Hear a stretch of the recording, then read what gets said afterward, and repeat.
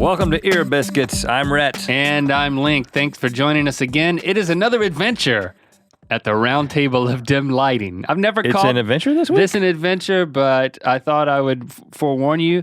This week's episode is I'm an all adventure. of a sudden excited. Well, you weren't excited? Well, I was now? mildly excited, but now I'm really excited. It's adventure. I'm going on an adventure. Do I need a camelback or something? Yeah, you need to be constantly hydrated on this thing.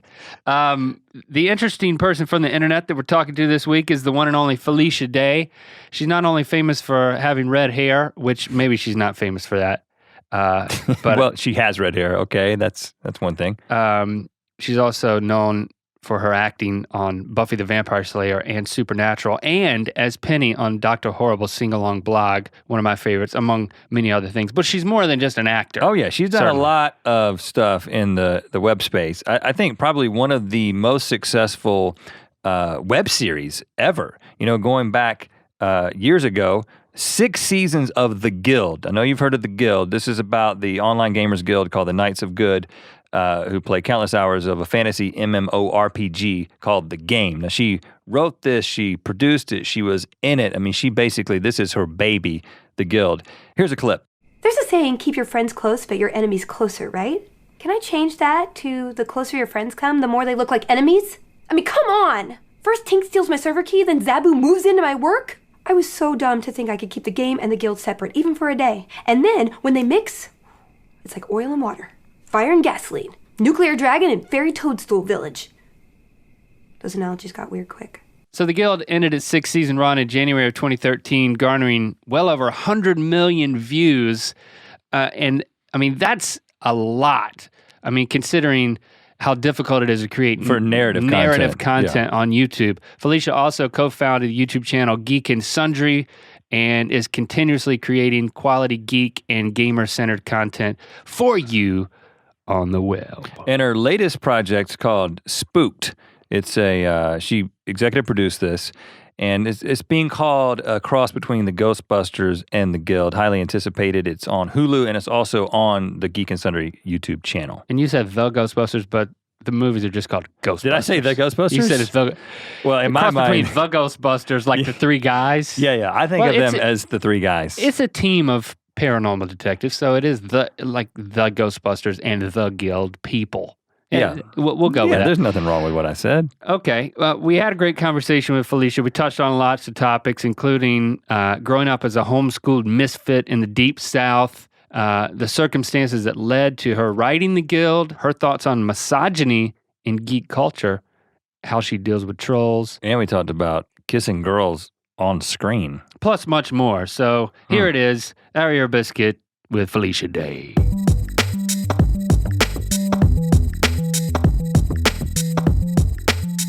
Right, and then you gotta bow the head. Well, you gotta pretend, but your fork is in your hand, you're like, You're talking about saying grace? yeah. Are we good? Is everything registering? We're recording, and I think we should start by saying grace.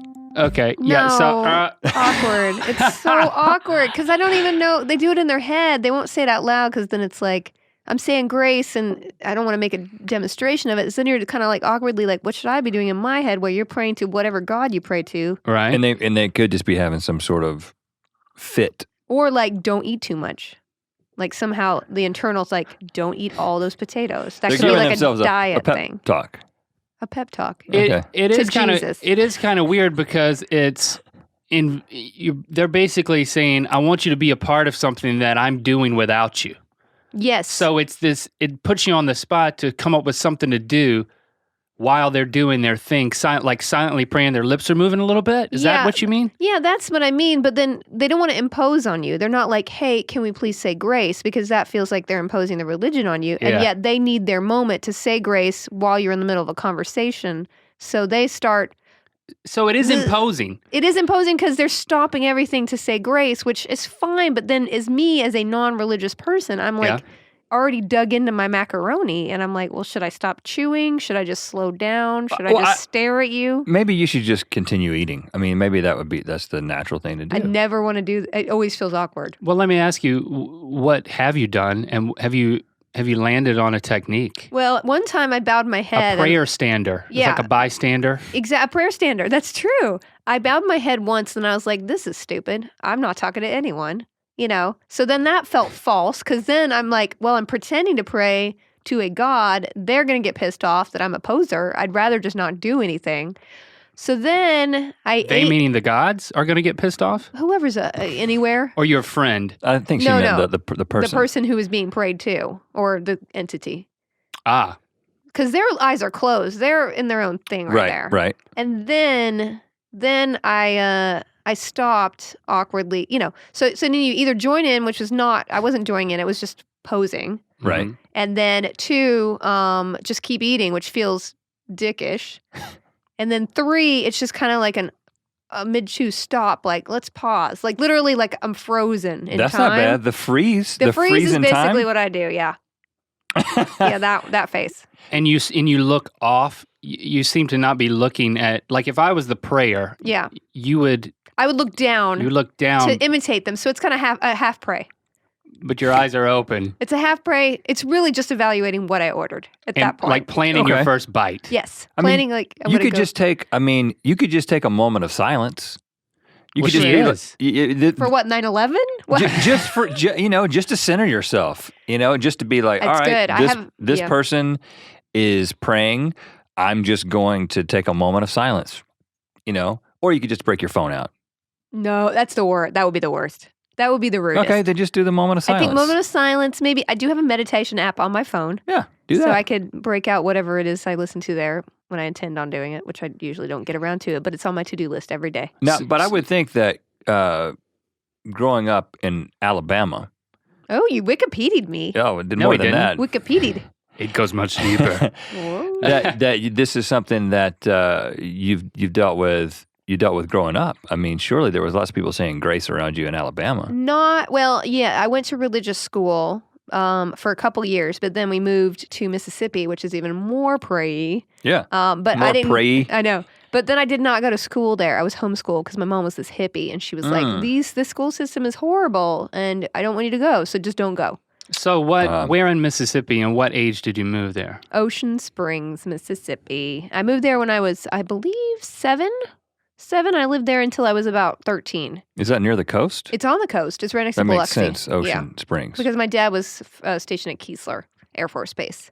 Okay. Yeah, so that's why I moved there. And it was such a bad school system. I guess it was like ranked lowest in the country when we moved. My mom was like, we're not having this. There were other options that she could have done versus just keeping us at home. I mean, perfectly valid ones. But at the time, I didn't know that. And I was like, hey, we're never going to school again. Now, I mean, I'm not.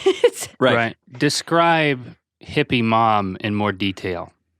We recycled before it was cool. We wore Greenpeace T-shirts. It was almost not even possible to recycle in Mississippi. It was not. We had to drive an hour away to take our bottles. It just meant using your own bottles again. Yeah, that's a version. But you're being serious. You had to drive over an hour in order to recycle. Yes. Yeah, it was like, I think it was even on the Alabama border or something. I mean, it was hardcore, guys. And it's fine. I mean, like, I'm kind of a hippie as well. We can recycle in a bin now. It's fantastic. Right. But this was hipster recycling. Well, it reminds me of a story. We had a friend who is from Alabama who moved out here. Mm-hmm. And they're, as a husband and wife, they're both from there. And the wife's mother came to visit them.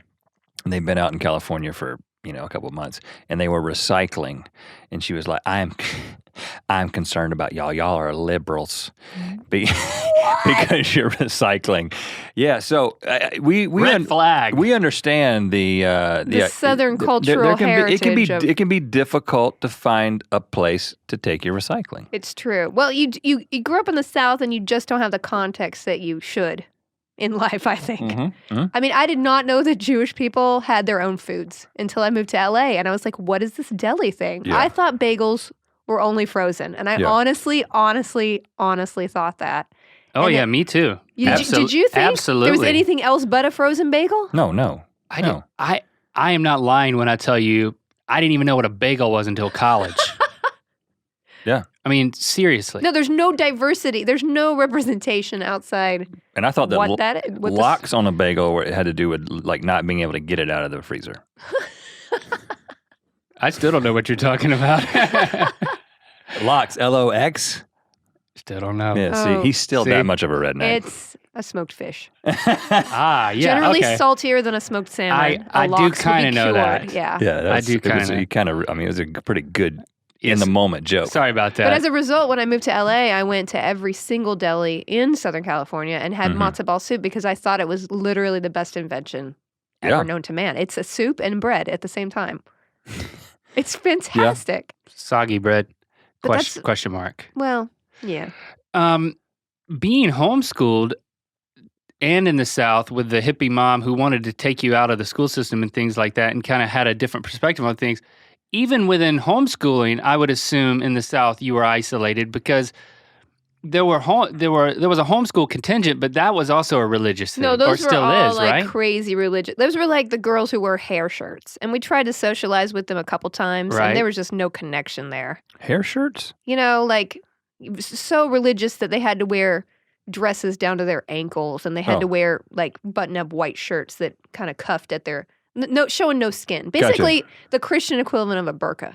That's Yeah, what right, a lot right. of these kids down there Right. were raised as, and there was no connection there anyway either. Right. So you were taken out of the public school, Hmm. but then the little homeschool gatherings that you could have had, We had a that couple, didn't and work then we were out. like, no, We're not going moving back. on. No, So who'd you hang out with? nobody. Brothers and sisters? I had a younger brother. I have a younger brother. Sorry, Ryan. Yeah, He's still around. He's around. Still around. Yeah, we actually have a show together, Co-optitude. He Yeah. flies out Uh-huh. every month and we record it together. But yeah, me and my brother hung out together.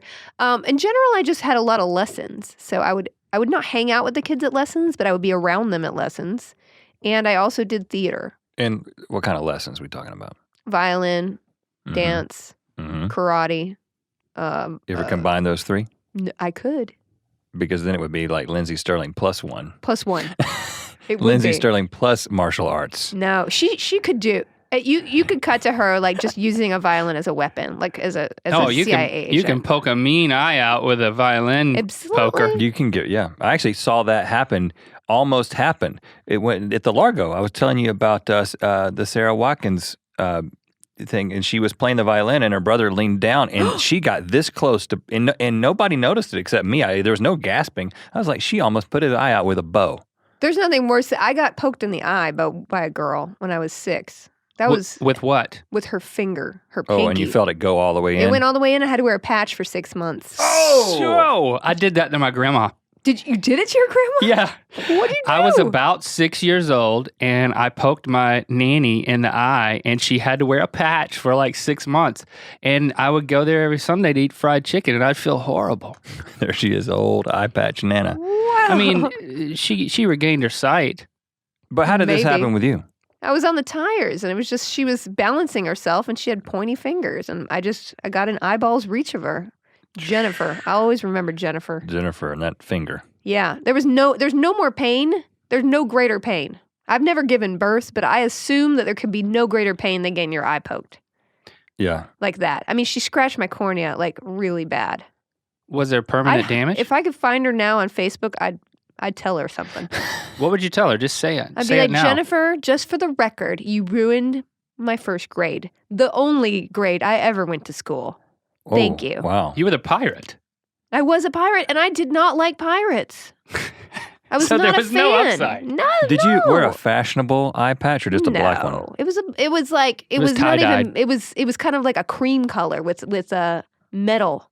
It was not even nobody even bothered decorating it for me. Because you could have done just like some sort of headscarf that just happened to go over one eye. I That's don't what think I I would was that do. stylish ever. If I had to do an eye patch, that's what I would do. You really It would be a bandana that went over one eye. Or a So- hairstyle like Aaliyah.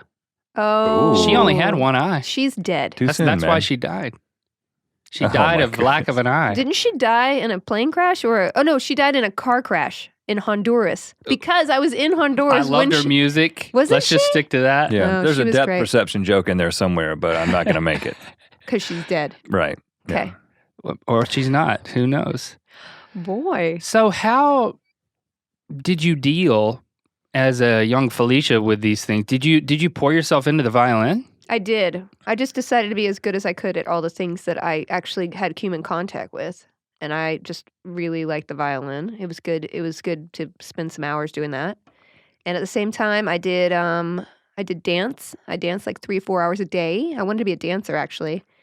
That was It's not like ballet? ballet, yeah, ballet, tap. I took all of them, Mhm. and I did a lot of like musical theater. So I specialized in being like the fifth orphan from the back, or like the can girl in Oklahoma. I never had major parts, but I was like the supporting player. And just being around people in the theater is fun. It's making you're making something together. Even if you're a small part, you're part of the whole, and that was something And I this loved. is theater in Mississippi? Yeah, So what's the nearest town that you were? Biloxi. Okay, so you were outside of a major Yeah, and there actually area. were a lot of people who there were really into theater. I Yeah. mean, they were people who moved back from New York who just came Mm-hmm. home to do stuff. So I think anywhere you go, you can do theater, and that's what I always tell people if they want to be an actor. I'm like, stay home, get a lot of experience under your belt where you are first, because you don't want to just be going on a boat.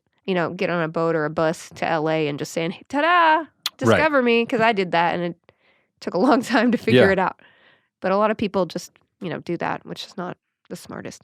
So you Right. were the background theater person. I would have thought that you would have kind of moved into the, that starring role type of thing. That didn't happen. Well, I was so young. I was like 14, at the oldest was 14 or 15 when I was doing these things. So it was generally adults who had the starring parts. I was like the sister in Brigadoon. I was like one of the prostitutes in Sweet Charity like 3 times, So it was your dad was in the Air Force. Military, yeah. Air Force. Air Force. And was your mom basically spending most of her time, teaching you guys and that kind of thing? Did she have something she was also doing? No. Because our wives homeschool our kids, so Oh, yeah. I know for a fact that is a full-time job. It is a full-time job. My mom was pretty lenient in that we never did tests or anything. I kind of just taught myself I had a schedule that I adhered to that I made up myself that was pretty much educated me. Mhm. So she was, she always had, the one thing I will say is that she always had resources available to us in every single subject. We were always buying books, and I read thousands and thousands of books as a kid because I'm not doing anything else except sitting Right. around the house, right? And this is and- before Netflix. Oh, yeah. We just educate our kids with Netflix. No, I wish. If your wife could educate me, I would have a much different childhood.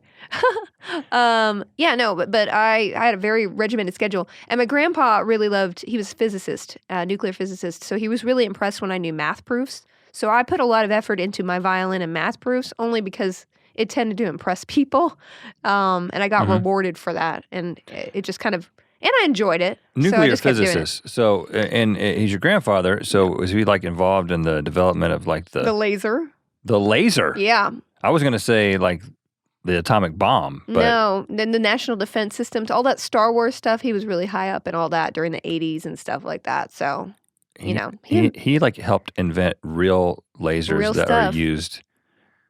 This is fascinating. I know. He was a great guy. He passed away several years ago, but he has like hundreds of patents in his name. So, yeah. So your proclivity to math was to gain his approval. Yeah, kind of. But also I enjoyed it. I liked, gnawing on a problem in my head. And it was something my mom couldn't do, so she encouraged me. She was like, you impress Grandpa because I could never do it. Was the, with being so musical and then like enjoying math, being into that, which informed the other? Did you see music as from a mathematical standpoint?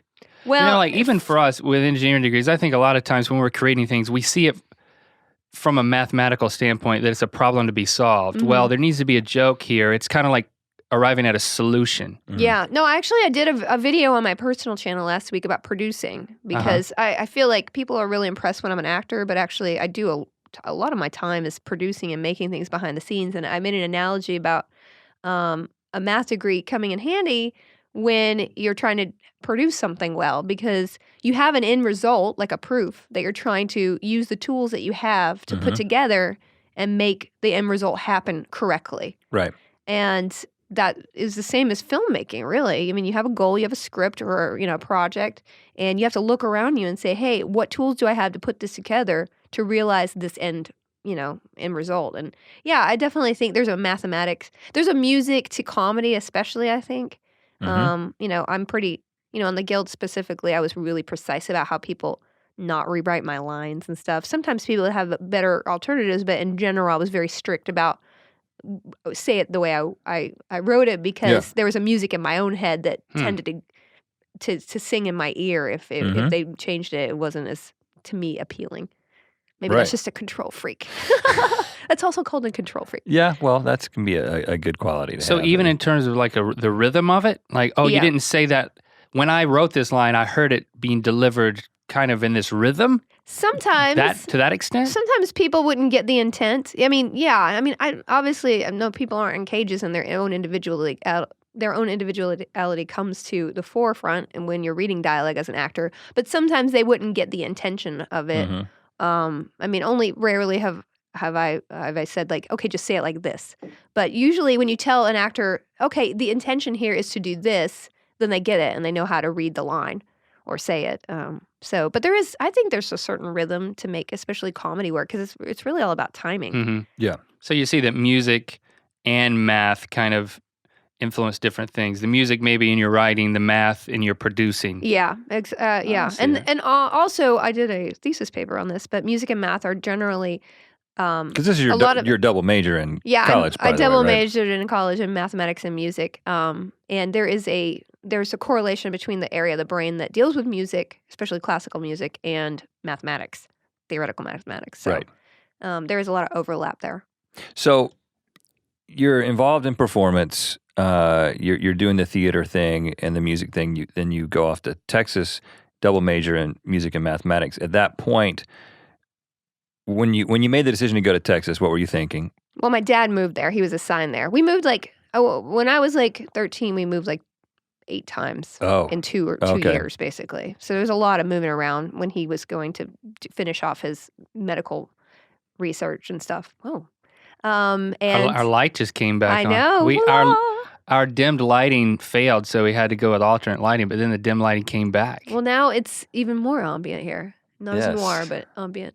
But you turned down an opportunity to go to Juilliard, right? Yeah, so I was accepted the pre-program for Juilliard, which is basically a feeder program to go into Juilliard. So, I was accepted to it, but it was it's on the weekends. So basically you go on the weekends for a year or two before Juilliard, and then, that's a fast track to get into Juilliard. And we couldn't afford to live in New York City, and my dad couldn't get stationed anywhere around.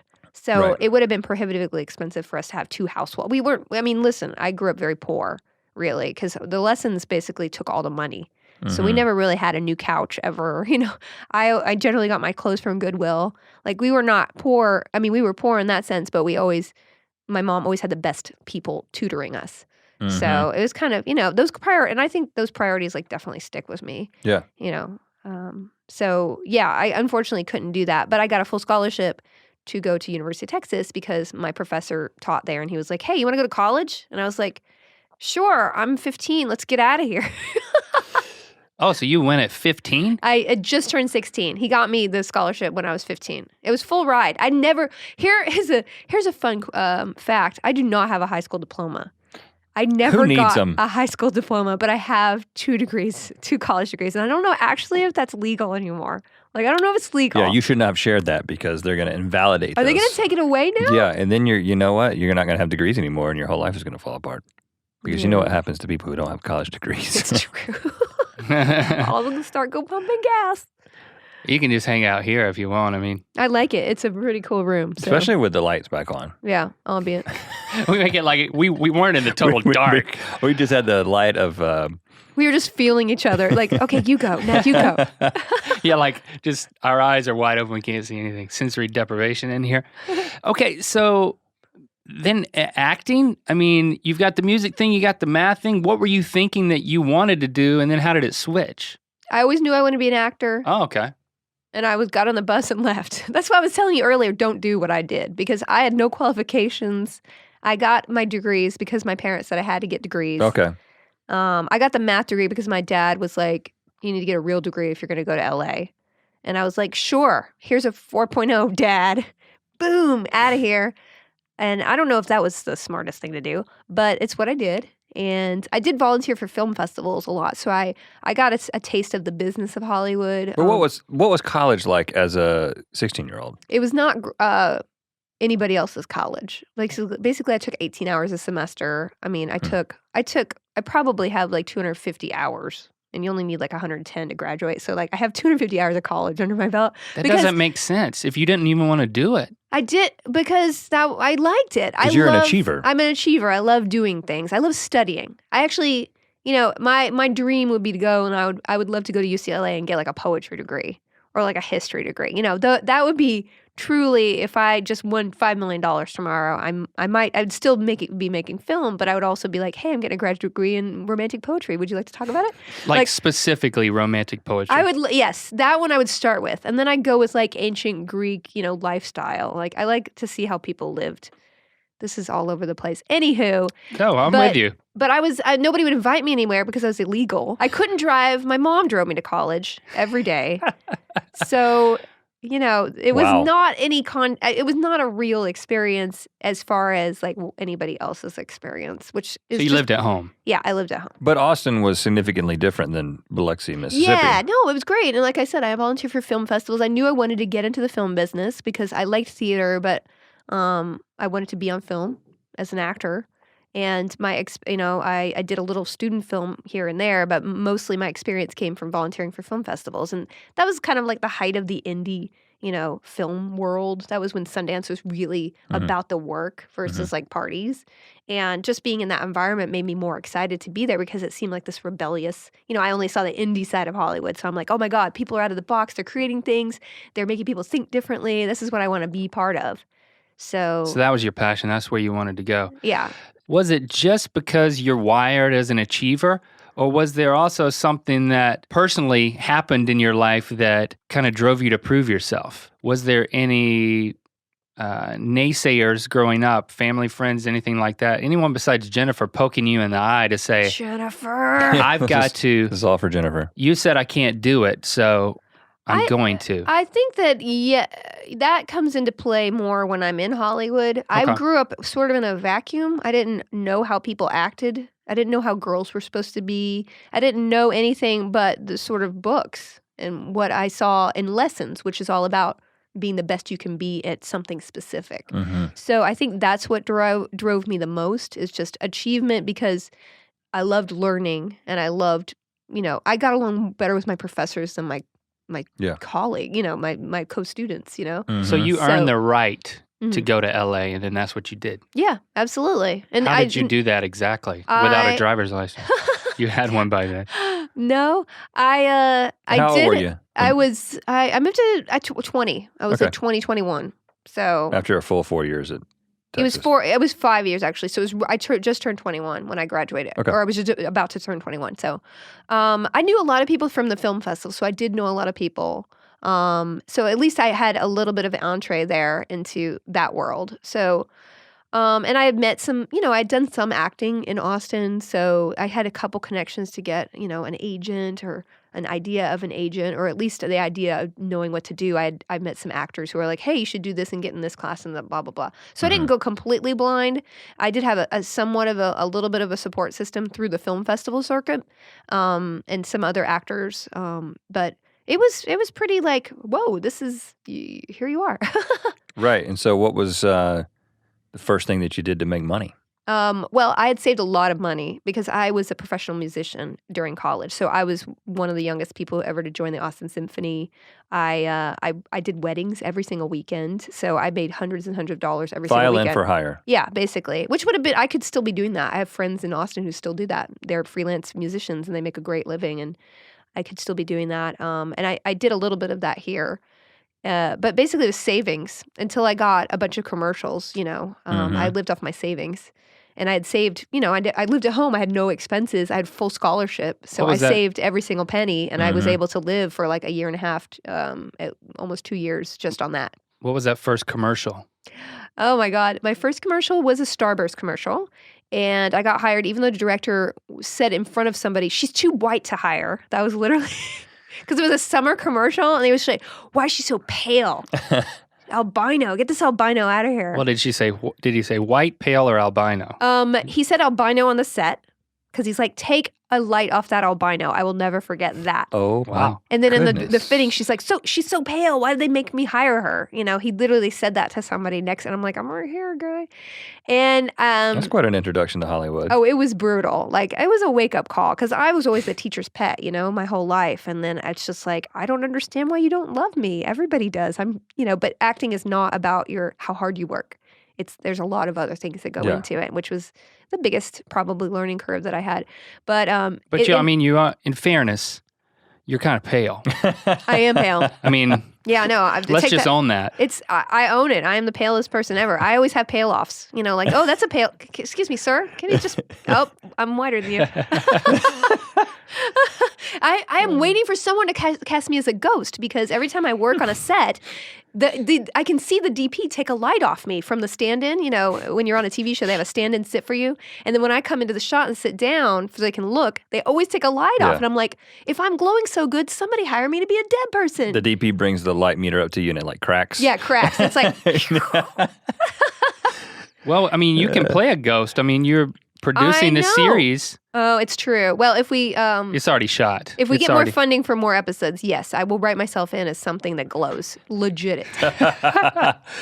So that was the first experience. And then, Oh, but I didn't tell you I got cut out of the commercial. you weren't even in it. Yeah, they told me when it was going to be on. It was like 11:15 p.m. on MTV, and I told all my family, I'm like, I finally got a real job, everybody. And we sat there and watched it, and I was not in it, and I did not understand. I even called the next day. I was like, so what happened? They're like, this is what happens. They cut you out of things. So What did you do in the commercial Ouch. that you weren't in? I sat in a lawn chair, and I went, I'm rich. That's it. Okay. I understand. In that voice? I didn't use that sort of Greta Garbo. I'm rich. No, I just said it was like some kind of sweepstakes where everybody got, and I'm like, what do the kids do with their money? Yeah. And I was like, oh, I'm rich, and Yeah. I was on the beach. I mean, legitimately, I do not look like I should be on a beach. Well, but that's where the tan starts. Never. I don't. It's That's like where a fish. that's where the burn happens. I would just burn. I would just explode like a devil. Okay. Did it get, was that a low point or did it get lower before Buffy the Vampire Slayer or whatever the big break was? I've had many low points in acting. Oh, how many? I cut my hair off and I started working. It was like an instant switch. Once I cut my hair off, people are like, oh, that flippy hair bob girl. I like Yeah. her. So I did start getting a lot of commercials, and those things can pay crazy money, especially back then, 10 years ago. It was like you could make a year in a day, a year's worth of pay in a day, which I did. What was the frequently. big one that, I saw you in blah, blah, blah. I was actually a post office representative. I was a girl named Angie, and I did one, and I was kind of this frantic secretary girl, and they liked me so much they wrote me like a campaign. It wasn't a huge campaign, but we did 4 commercials, and people would recognize me because they ran all the time on TV, and that was like, phew, I got all my bills paid. Thank you. Yeah. Thank you, Hollywood. And it was fun. It was a cute little spot. So I tended to work a lot in commercials. And then I randomly went and auditioned for Buffy the Vampire Slayer and as the guest star for the episode. And they liked me a lot, and they had me go out and read some sides that they had just written, which is always my best when I don't over-prepare. And they called me the next day and hired me for an Asian girl part. So Interesting. It was the part that I actually got hired for was supposed to be an Asian girl. I'm sorry, whatever Asian girl I took a job away from. Is that what it said in the script? It did say in the script that Vi was an Asian girl. And then it was changed to albino. Albino, yeah. after Flippy haired albino. Flippy hair. Okay, so what you've got this. You have a brand, obviously now. 10 years later, after breaking in and doing these commercials, and you are the Felicia Day that you are now. With the geek cred and all that comes with it. When you were starting this acting career and going out and auditioning for Buffy the Vampire Slayer, did you have something in mind like, I'm going to be this kind of actress? Or was it just like, I just want a job as an actress? Did you have a vision? I did not. I don't think I had a vision. I found out that I enjoyed comedy after I started taking improv classes here, which it didn't occur to me. I wanted to be like an indie film actor when I first moved here because that's the world I knew. And then I realized I had to be really weepy and probably was just like the victim of the week. I played a couple of those, like, hey, I was assaulted, and hey, my friend died, and I'm just in an hour show and just get one scene. I was like, this is not great. I don't like this. And then I started doing comedy, and I loved it so much better. I mean, and it didn't even occur to me that I was good at it. So I took classes. And through doing that, I started getting comedy work, which, at the time I would test for a lot of pilots that became big later. And I was always like second choice, Like what? God, there were a couple of WB shows that, I tested for like the show called Samantha Who, a bunch of comedies that didn't go but were pretty high profile. So I would test for pilots 3 or 4, times a year during that kind of 4 years that I was really just being an actor and getting a lot of momentum behind that. So in my mind, I wanted to be a half-hour, comedy actress because I really enjoyed improv. So those are the classes that you're talking about. You started taking improv classes? Yeah, improv classes. And then I took sketch writing classes later to kind of fill my time. So it was fun. I don't think I had a solid idea of what I wanted to do. I just wanted to be in the industry. Yeah. And I think a lot of people move here with that. So that's why when I say stay and figure out who you are, it'll be so much easier because if you let everybody else define you, that was kind of my problem. I started being defined as like this flippy-haired secretary, and it wasn't what I felt who I was inside. And I was adopting this attitude that I was like, I could work like this for 20 years and I'd hate myself at the end of it.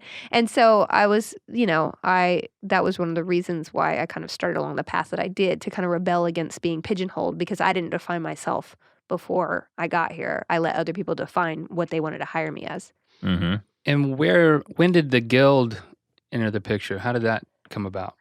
So I always played video games all my life. That's one thing that my brother and I did to pass time. And this is when you move into the thing that a lot of people ask, right? I imagine people want to know the guild origin story. Yeah. And, it's been told before, but, you can always tell it. It's a lot of people haven't heard it. And I think it's a good story for anybody. Oh, no, I want to hear it. Yeah.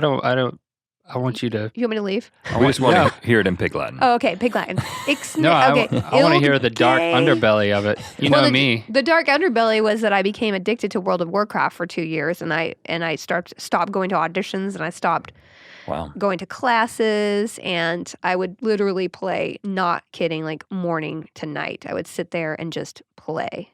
12 hours a day, 8 hours a day. Every single day was programmed because I was supposed to be online with people. It took over my life because what I was doing as an actor, I would get enough work to pay all my bills, great, but I wasn't busy. I wasn't challenged, and I was being defined in a way that I didn't like.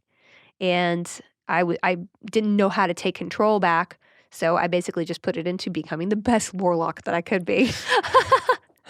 And that was the hard part. And after a while, I had friends, and they were like, "You need to stop." There was an intervention. There was a little bit of an intervention, yeah. Did that take place within World of Warcraft? No, because that would be one way to do it. No, I think the guild fell apart, and that kind of helped. The raiding guild that I was in fell apart, and then I was like, I'm so shattered. I have no friends left, and I was like, wait a second. So that's when I decided to write something because everybody had been saying, write something and take control of your life. And I didn't have a clue as to what to write before. But once I sort of stepped back from that experience, I was like, well, I know something that people don't know about gamers. And I don't think that people have an accurate view of gamers. And I'd like to show them. And I can write a part that's perfect for me. That's a little bit autobiographical, but not completely. And I could put it in a half hour, and Hollywood will just come running. So good plan. I know, right? I'm so smart. 4.0. So that's what I did. I wrote it in 2006, and was it easy to write? No. It wasn't. Are you guys? You guys are writers. You know how hard the writing. You have each other, which is nice. Yeah. So you can't allow each other to get stuck in the mire of creative torment, which I love being in. I just love it. It's great. Well, I'd say we're very intrigued about this specifically because we want to write long-form narrative content, but we haven't done that. Yeah, it's hard. It's difficult, and it requires a quietness in your life creatively in order to sort of gather it all up and to reinterpret it as a whole. Had you even written anything? Was this like the first thing you just sat down to write? I had written sketches, so I've been doing Okay. sketch comedy at Acme Theater. Got it. But other than that, no, I'd never written. I attempted a couple of indie films, which were terrible, but I don't even know if I had finished but one of them, and it was very bad. So I put that away for a while, and no. So The Guild was the only half hour. I wrote it as a half-hour TV show, Okay. and that was literally the first time I'd ever written anything. But So you just wrote a pilot. I wrote a pilot, Yeah. yeah. But I had spent 8 months just working on who the characters were, kind of trying to distill, because I had been online for, since I was a little kid, because my grandfather was very technologically advanced. So we were always online, even before there was any internet at all. He was logging onto the pre-internet, DARP, all that stuff. To operate a laser in Yeah. space. Exactly. The other scientists used. I mean, that's where the internet came Yeah. from.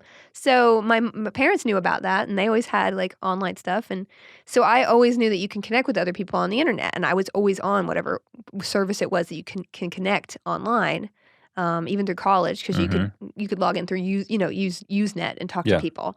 This is like really olden times, guys. I'm like a grandma of the internet. In the olden days, you'd have to dial up, and it went.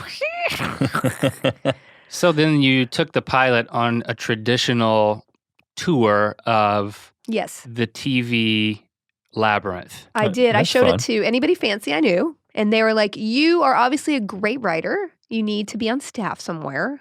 You know character really well. I don't know what the hell you're talking about." So this was so early. People didn't have Twitter. Like there was MySpace, but it was more like for those MySpace people. It was Yeah. not a mainstream situation, and gaming was even farther afield. Yeah, well, that's one of the things that I've been thinking as you talk about it, and the time that this happened is that. Did you have a sense of how forward thinking this idea was? I mean, now today, 2014, we're in this time where everybody wants to do something that's got some tie-in to gaming or comic books or whatever, and you were doing something that no one was doing. No. At that time. It was very early. It was early internet. It was early gaming. But and it didn't sound calculated. It sounded like you were just expressing what you knew and had an unhealthy relationship with. Yeah, no, I wanted to represent. And I think at the core of it, I wanted to show people that gamers were not just, overweight dudes in their mom's basement being assholes. Like it was super important to me. And I wanted to show people what I knew about gaming and feature the kind of people who I knew gamed, who were older men and and moms and young hostile college girls. There's such a breadth to gaming that was reflected in our world, and especially I didn't feel like anybody even recognized the fact that women game or people can game together. But And- nobody spoke your language. So then what? Well, they were like, I don't understand this. I don't understand how people talk to each other over gaming. I mean, even today, people don't get it. So I was discouraged. And then a friend of mine who taught me my sketch class, Kim Evie, who you guys know Yeah. very well. Yeah. She read the script and was like, "Hey, my husband and I have been doing sketches for this thing called YouTube." And YouTube started in 2006, as we all know. And this was literally January 2007. She's like, "We've been doing sketches, and I had one go viral, her Gorgeous Tiny Chicken Machine show. And I think you should make this for the web." And I was like, "Great, help me." Mhm. So we just decided to shoot the first 10 pages, and that Yeah. became 3 episodes. And we did it on our own dime, and we did it for no money almost in our garage because we were like so excited to take control of our careers and just have fun. I mean, there was no ulterior motive other than enthusiasm. What was the initial reaction? I'm trying to figure out exactly when people stopped thinking this way on YouTube. Was there an initial reaction that they hoped it was real and not scripted? Or did you get to bypass that because it was obvious? I think it was pretty obvious.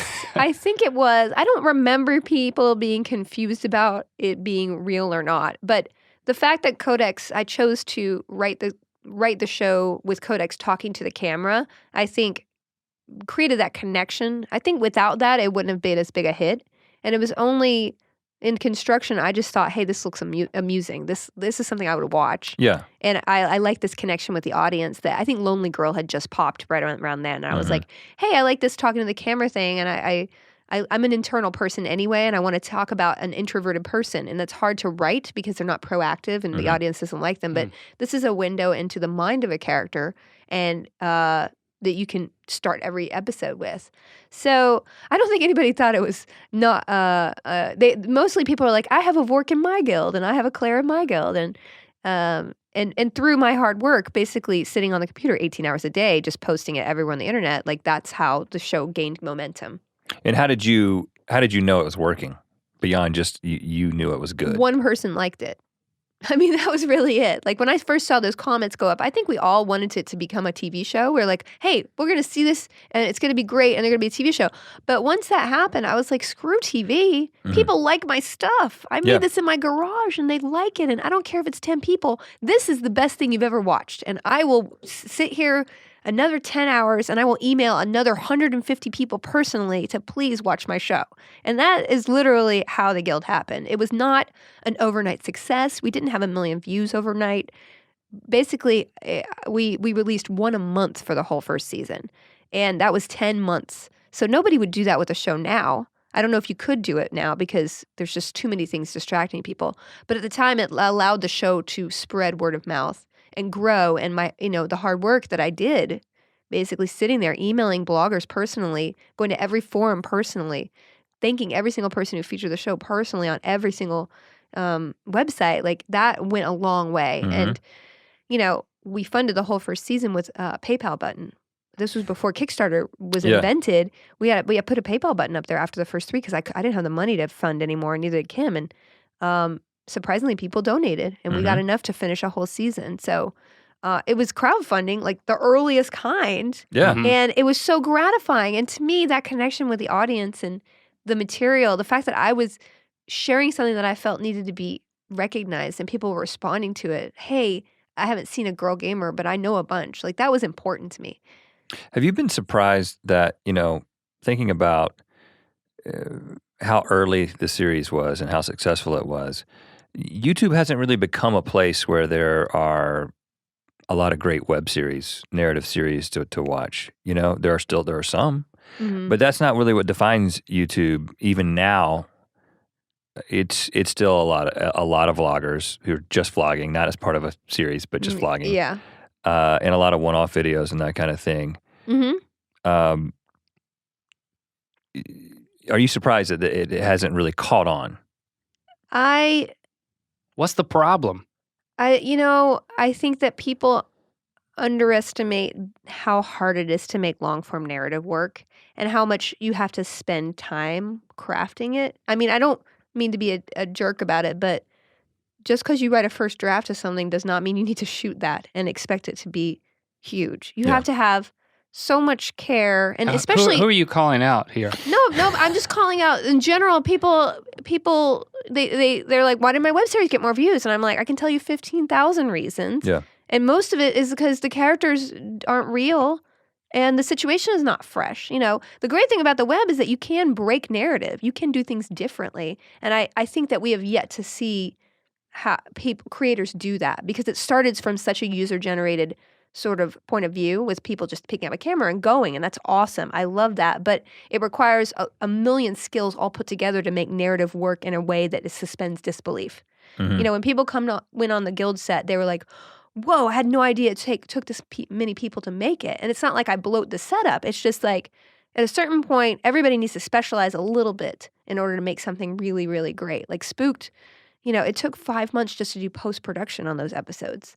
And I'm not saying you can't make something without that, but if you want to compete, quote unquote, with TV and make TV-like things it requires a lot more budget and expertise, at least expertise in a lot of different areas and crew. And that's a lot to wrangle. So it gets, you have to just scale your vision. I think, in the next 5 years, a lot of people will have grown up seeing the web as a legitimate place to make art in a way. Right. Versus like disposable content. Mm-hmm. Well, yeah. So with the new series Spooked, which just launched yesterday when we were recording this, was the plan? So it's half hour or essentially sitcom length, right? Yeah.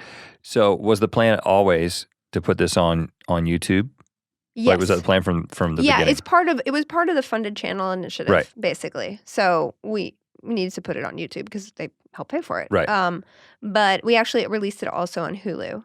And YouTube is I'm not a native YouTube personality, and I admire people who do it. Like, you guys blow me away because to me, you are the epitome of sort of melding creativity and artistry with personality. And I truly, you are the epitome of it to me. So kudos. Wow, I'm gonna put that on a T-shirt. You should put it on. It's a really long sentence. I'm just going to loop the audio. As long as I could put when Felicia I get up every Day morning. at the bottom of it. Yeah. Yeah, but you know what I'm saying? Like, you create things that should be created, that need to exist. And obviously your individuality is in it and it's thoughtful. And that's what I love about it. And that's why, to me, it lasts and it's sticky. And somebody will watch that a year from now and it'll still be relevant to their instrument because there's a spark of artistry there. And, doing trying to do TV-like stuff on YouTube, it's kind of an uphill battle. I'll admit it. It's harder. It's not what the audience is used to wanting or consuming. And it's challenging. But to me, that's what I make what I love. And I love long form narrative. I love getting characters together and just seeing them interact. And I love, and to me, there's sort of a snobbery in Hollywood to the whole digital space, and now everybody's moving in, but only to use it. And it's just like, how can I exploit that? What network can I use to get people to advertise for me for just free? seeing it as another place for content, as opposed to a totally different. As a different idea, medium, yeah. Exactly. And I think if I have to be the person to put something out there that may not be, the hugest success, but I'm still pushing the envelope toward that because I truly believe the whole cable box is going to go away and you're going to get content of all forms everywhere you go. So I would like to still be doing the things that I feel like I do best, which is something like The Guild or Spooked. Yeah. And I being on YouTube for the last 2 years, I never underestimated what it took to become big on YouTube. But being in it, I admire everybody so much more. And I think that when traditional Hollywood comes in and thinks there's some kind of magic wand to make the magic that the top YouTubers have, I think they're clearly fall flat on their face a lot. Yeah. So it's interesting that because of the success of the Guild and everything else that you're doing, you become a voice for these things that you're speaking about now, long form content, narrative in this space particularly. But there's also the fact that you're becoming a spokesperson in the geek community for women. That's a thing that's happening. Yeah, I mean, it was inadvertent. I mean, it's inadvertent, but something that I feel. I hope it doesn't make myself take myself too seriously. But it means a lot to me when like a 18-year-old comes up to me and is like, "Hey, I'm going into computer programming because of you and the Guild, and you make it okay for me to say that I love gaming and I'm a girl. And I'm a girl. Yeah. So it is a byproduct that I'm very proud of, and I try not to let all the pressure of expectation get to me. Well, how do you deal with the fact that, geek culture has a strong reputation for objectifying women? When we see our female superheroes, they have to have all the right assets in all the right places. And we've got, guys. Is that wordplay? It's a reputation that I think there's plenty of evidence for. It's not undeserved reputation a lot of times. Being a female, what's it like to being a female in that world where there's that kind of objectification that happens, and then does that impact when you're creating something? Are you thinking about, okay, I am a female in this environment and I'm going to go against the grain, or how does that play into it? Well, first of all, I don't think that geek culture is necessarily more misogynistic than any culture. I mean, hip hop culture. I mean, true. Hollywood culture. Like, look at, media culture. Who is on the front of, I'm sorry, Kim Kardashian is probably a lovely girl, but what she represents to a little girl growing up, I need to be like that to be successful. Those are not the tools that you want to encourage somebody to gather for their life, because that is a very short window, and it's all reflective of what men want from a woman. That all those, it's fine. It's fine if you're doing it for the right reasons. I like to look attractive. I love to have this image of myself. But if you're only doing it to have the interest of men, you're kind of that's kind of you're owned by men in a sense, right? So I don't think necessarily the geek culture is more biased toward women. I believe that geek culture originated in a much more male-centric world. You know, it was more men who were the outliers in the way, who were in all these subjects earlier on, and you know, that's reflected in sort of the way they see the world. And now that women have become a lot more vocal about being part of the culture, you know, you get people who are butting up against two different perspectives on a culture. And I think the great thing about geek culture is that women do feel empowered enough to say, like, no, this is my geek culture, and I'm not going to back down about it. And I think that's more empowered in a sense than other mainstream sub-pockets of genre, like mainstream media or whatever. Like, it's harder. It's harder for women to stand up in those other cultures that comprise everything outside. I mean, like, look at a toy aisle. You know, the segregation is everywhere. Yeah. It's everywhere. If you start looking discriminately at every single poster you see and say, I'm going to put a guy in an outfit like that, and what do I think of that? If you start looking at the world like that, it transforms the way you think. You know, you realize there are subliminal things that we accept as culture around us that do tend to make women steer women in one direction and away from another. That's just what it is. I mean, so what I appreciate about geek culture is the advocacy of women being able to step out more, and also the impact that it's having. Because it does. I love to see that there's measurable impact, because there's a lot of vocal men and women about this, that they want it to be more inclusive. They want it to be more representative. And we're dealing in worlds of fantasy. There's no reason not to be able to reinvent the way that we live. And, you know, most of the strong female characters, yeah, there's some people wearing tighty-whities when they're flying around, and like there's chainmail bikinis and stuff. But there are a lot of precedents where you see women captains on starships and things like that. And you see that more so in science fiction and fantasy than you do in like Law and Order and all that stuff, you know? And you speak into these things publicly. I want to talk about a recent tweet that you did, but personally, do you still experience, or have you experienced, being objectified, and how do you deal with that personally? Maybe not publicly. Well, every day. If you're on the internet, you're objectified. I mean, if I tweet about Spooked, then, you know, several hundred people will click on it and as a producer. But if I post a picture of me in a pretty dress, it's like 10,000 people. And that's men and women who are reinforcing that. So that's just what the society is. And it's interesting because then you have the choice, well, do I post the picture of me in the pretty dress, or however you put it? Yeah. Well, of course I do, because I like being in the pretty dress. Like, it's not like I'm manipulating, like, hey, I should post a bikini shot today. But I'm like, I just noticed the discrepancy about what people respond to. I mean, that's just the way that the internet works, right? That's why everybody loves selfies. But, you know, as somebody who puts themselves out there, I mean, I make a video a week on my personal channel, and I'm on Geek Sundry every week. And, you know, when I cut all my hair off for reasons, you know, it was quite hurtful when I had people commenting, oh, well, I'll come back when you grow your hair out. I mean, that happens every day about my, you know, and I noticed when we have girl hosts on our shows, exponential number of the comments are more about their looks or them being bitchy versus like a guy on the show. And it really that's just what it is. And I try to push back a lot on that. But that's reality. And, you know, and then there's always like Twitter people just harassing me. Right. Like, do you engage? You said you push back. Are these like Twitter wars, or? No, I block. I'm such a blocker. Like, it's like popping pimples. It's like block, block, block, block. It's fantastic. I'm like, I don't need you. You have the freedom of speech to be the worst person ever. I don't need you in my world. And thank God for blocking. And I've tended to be more aggressive about blocking people on our YouTube channels, because I'm like, I don't need your hateful speech here. This is a place where I want people to feel safe and feel like they're part of a community, not that you're going to do, you know, anti-feminist or homophobic slurs on there. It's not. Just leave.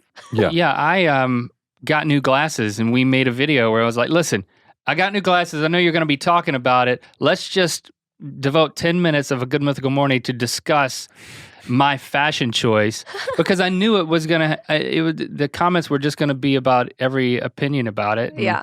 I'm like had to prepare myself. Okay, you're not gonna read the comments, but Do you not read? But you always read them, don't you? Of course, I read them. Of course you do. But I read all of them. I mean, I have to. But I can't. help it. But that's almost a ridiculous example compared to what it is that you're describing that women in this medium go through. Like it's like me changing glasses every single episode of my show, and they always everyone talk about it. Everyone caring about it instead of everything that I cared about, like what I'm saying. Well, I mean, but appearance being so more weighted to how a woman is perceived, and it's like it's fine. I mean, that's just what we judge people on appearance, and that's just who we are as humans. But when you're saying, as a female, you're irrelevant. What you're saying is irrelevant. Your appearance is the only reason I'm here. Then that negates everything that I want to say. I mean, that makes me feel very devalued. Right. Your tweet was a hashtag yes all women. Oh yeah. Which brought out a whole like toolbox of trolls. Well, let me read it. When a woman makes a video, most comments are about tearing apart her looks, or if they'd quote do her. With a man, almost none. Hashtag yes all women. What was the response? There were a lot of retweets. It was a very popular tweet. 5,000 favorites. Yeah, that was good. I got a lot of there were a lot of people just basically trolling for that hashtag to attack people using it. Yeah. And I got some very hateful speech. Not as hateful as when I've done things in the gaming world, like the VGA Awards or I think what else? There were a couple of incidents in the past where somebody said something really rude to me and people called them out on it and saying that I contributed to gaming, and then people just got that one actually hurt more when you're saying that I'm just a booth babe. I think somebody mentioned I was a booth babe, and the guy later apologized. Yeah, but he later apologized, which was cool, but then all these horrible people just piled on and started attacking me. And devaluing my work. And like, I could take anything said about my appearance. I've probably thought it more than you have about my appearance. But when you attack my work or my motivation for my work, then I'm really sensitive about it because I try to embody what I believe in everything I do. You know, I've had so many offers to do TV shows or, go off and do much, bigger Hollywood quote unquote things, and I've turned them all down because I believe in the space so much. And then when when I'm encountering things like that where people just forget or they devalue everything I've done, it's like, well, am I stupid? Mm-hmm. But you just block it and move on, and you see a really complimentary tweet and it's like, oh, the wound is healed. You had to make a whole blog post to back up your tweet. Yeah. You said, I'm a person who always has had a ton of guy friends, and the fact that there are many social situations where I'm not worth talking to as a person because I'm not sexually available makes me so sad for myself and for the friendships that could be, but will never happen because to them, I'm only there for a possible hookup. Wow, when you read it out loud, it sounds harsh. I love the fact that you said, I wasn't going to be on social media today. I wasn't. But then I tweeted this, and now I'm writing this whole blog post about the whole thing. Can you have guy friends? Is that...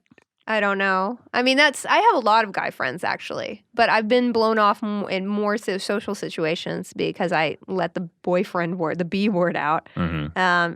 And that, again, is reflective of like, well, so I'm not interested. I mean, I shouldn't be part of your world because I'm a woman. I can't. Right. We can't talk about the things that we mutually love together because I'm somehow deceiving you if I'm not sexually available. Like that was the sort of the zeitgeist, that I've gotten my feelings hurt a lot. Well, when you dive in this way, it's like you said, it's one thing. Obviously, these things are embodied in your work and the way that you portray female characters and just the worlds that you create.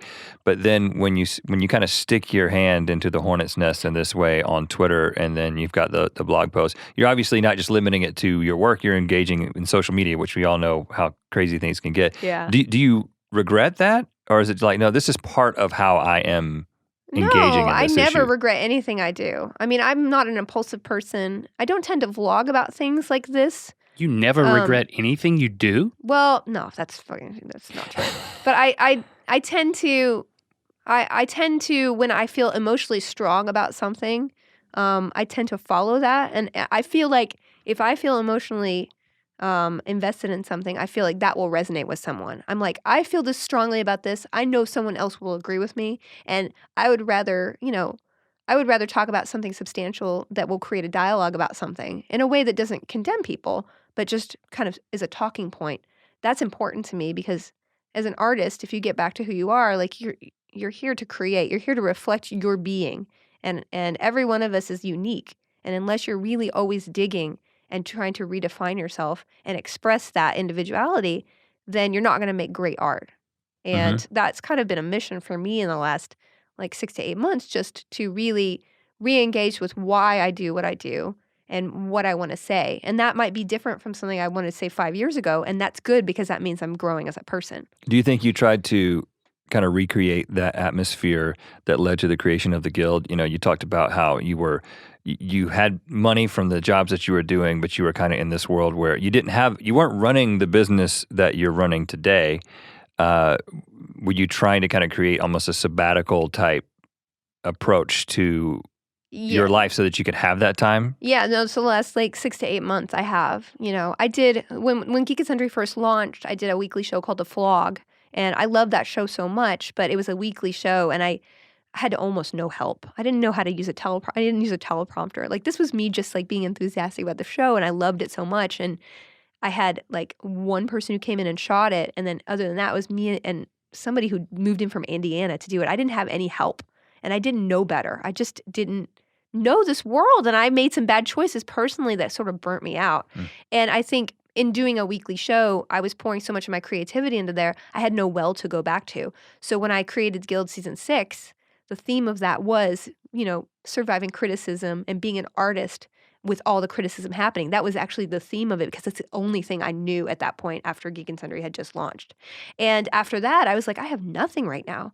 I don't know what to say. I don't know what I want to say as a creator. And I worry when I do little things that I'm frittering away the creativity that needs to be hoarded up in order to make something bigger, like the Guild. I mean, the Guild came out of years of work. I spent 6 months just on the characters. I did so many drafts of that script. And after probably a 1.5-year process, I finally put a camera up. But it was so much work, and it was never good enough for me. And I always was digging, like, who is this person? Who is this person? So I get to the point where it's like shorthand. I'll know exactly how they'll say a line. Or if I put two people in the same exact situation, these characters are so distinct that they'll talk completely differently. I mean, that's when you create, something that can last 10 seasons or something. Yeah. But it's not something in my skill set that I can do overnight. I'm sure there are people in Hollywood who can do it, very fastly. That's not my process. And you had to create space. Exactly, for space. And I'm still creating space. So what are you most excited about professionally that's coming up, if you can kind of paint a picture of what's next? As far as Geek and Sundry goes, we have some interesting things on the horizon. I wish I could say a bunch of things, but I'm in process on quite a few things. You want to just mouth it, and then No. I will say it. Yeah. Yabba yabba yabba. Yabba. Yo gabba gabba. That name's been taken. We're going to have a bunch of really cool announcements at Comic-Con. So if you're a fan of Geek and Sundry, come to Comic-Con. And I'm personally working on 3 writing projects. And I basically gave myself the year to write them.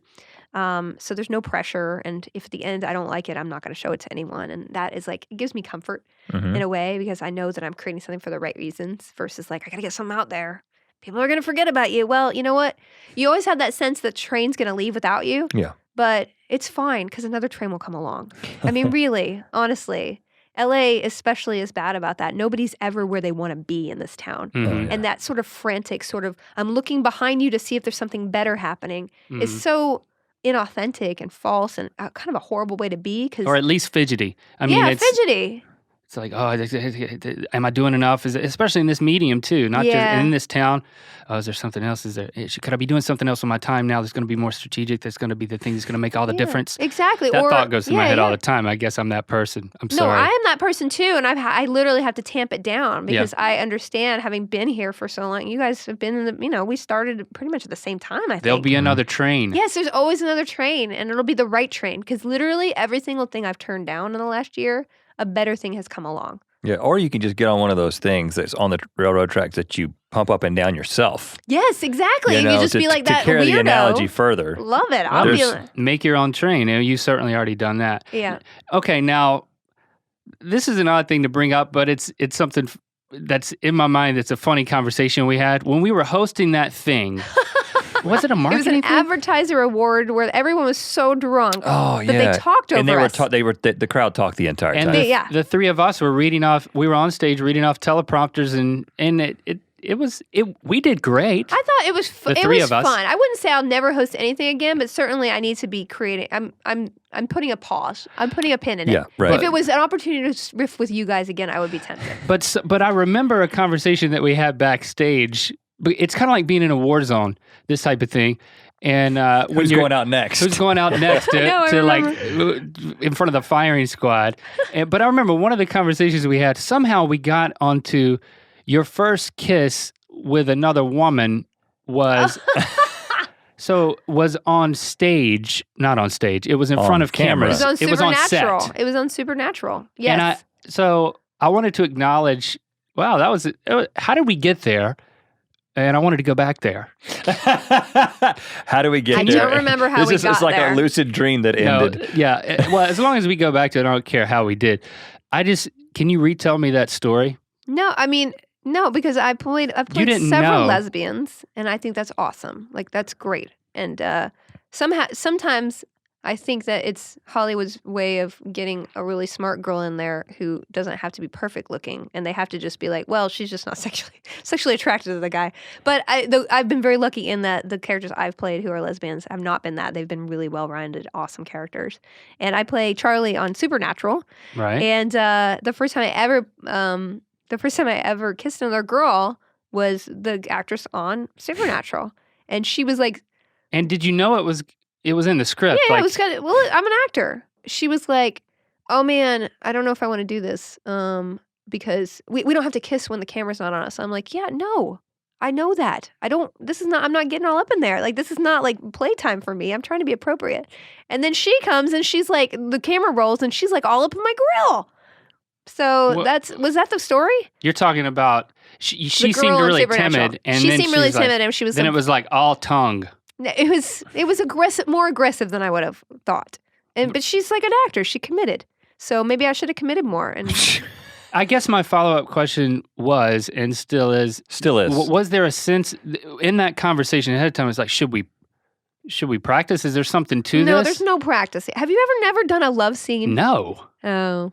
And so to I've me, done many. No, actually, no. Link did a kissing scene in one of our videos, but it was with his wife. Oh. she insisted upon being. She wouldn't let you kiss Christy another girl? has never been in a video, and then I come home and I'm like, listen, the script calls for me to make out with a woman, and she was like, tell me when to be there. and she said, you can only shoot the back of my head. Wow. And I was like, well, that's fine. Just you have to lean in and be the aggressor. And so just look at the amount of strategy it went into my conversation with my own wife to make out on camera.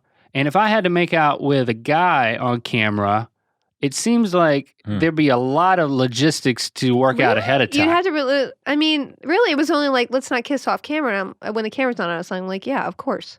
So that was it. That was the only negotiation happening. But she assumed that you would like to practice. I don't know what she was assuming. I think she was just a little bit nervous. And I was like, yeah, I would be fine and about she just it. got chatty. Listen, I would be nervous to kiss a girl on camera. And then if I had to kiss a guy on camera, being not gay, then that would be even more like, okay, now. It was fine. It was lips. They were a little bit too soft. That's all my opinion of it was. Not in a bad way. I was just like, this is softer than normal. Right. They need to be normally calloused, and I need to feel like bristle. Bristles. So it was weird for her, but it was nothing for you. It was just. It was not weird. I mean, it was a novel.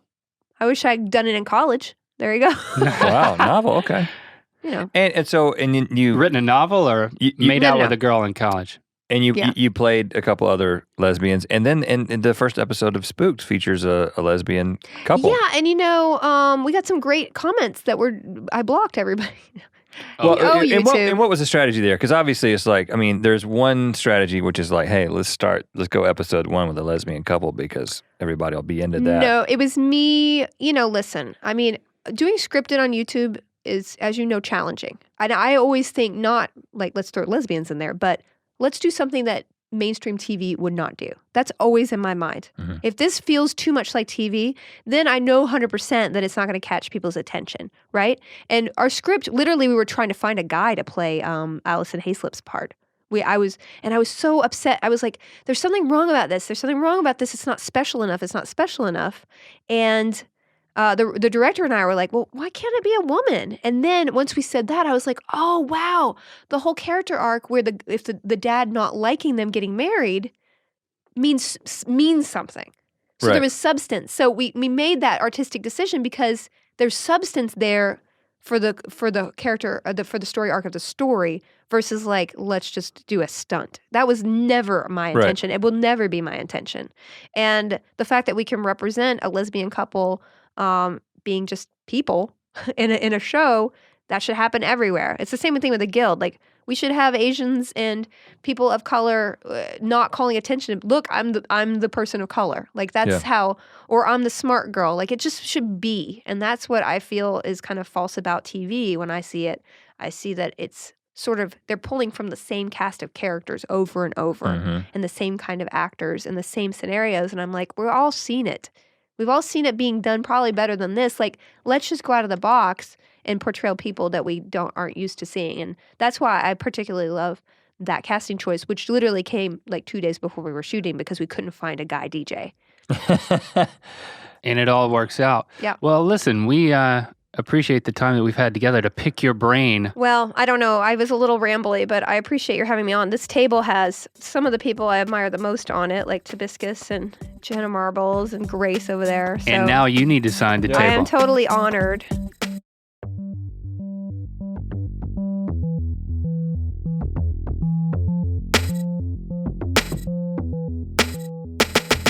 And there you have it, our ear biscuit with Felicia Day. So she was off the radar and is now just kind of coming back into the intersphere of the web. She did a sabbatical like a professor. You know, this is the kind of thing that I'm into. That's the term that they use, professors, sabbatical, like when they take an extended leave. But, you know, I hear, you know, she talks about this, finding this creative time, you know. I'm interested in that, but I'm also just interested in, you know, hobbies like woodworking, furniture building, foam sculpture. You're interested in hairstyling. You could get a hairstyling kit. Think of all the things that we could do on a sabbatical, and we don't have to do it together. I do think that we should. We probably shouldn't be together. We're not going to do a sabbatical. I can't even spell sabbatical. I don't think you can take one unless you can spell it. Oh, you can look it up. But I'll Google it. Yeah. And then that'll gain me interest into sometimes you can spell a word. You're so bad at spelling a word that you cannot Google it. Did that ever happen? Oh, wow. So you can't even get spell check to recognize it. Like, you're like, I can't even get close enough. That happens to me trying to spell silhouette. I try to spell silhouette and I'm like, I can't get close enough to have it tell me that I'm wrong. That's how bad I am.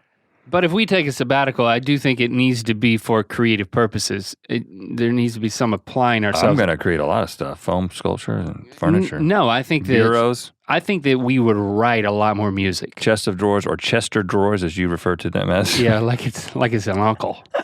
I got an uncle named Chester Drawers. Write a lot of music. Okay, I'm down with that. But separately, I mean, you can't be on a sabbatical together. That's weird.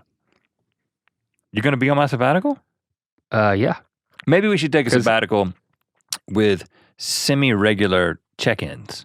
Like maybe 2 cabins in the woods separated by about a mile. So you definitely have to walk. But there's a line of sight, so we can communicate by like... or a can phone with a string between the 2 cans? Yeah, that would probably impede the creative process.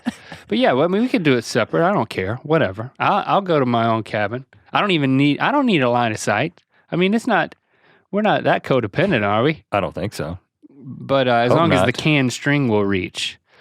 Let Felicia know what you thought of her ear biscuit. Her Twitter handle is Felicia Day. It has 2 I's in it, and it has 2 A's in it, and it has 1 E in it. That's how you spell it. Also, remember, you can support the show by going over to iTunes and leaving a review or a rating. You can also leave a comment on SoundCloud. That's another place you can listen to the podcast. Let us know what you think about the podcast.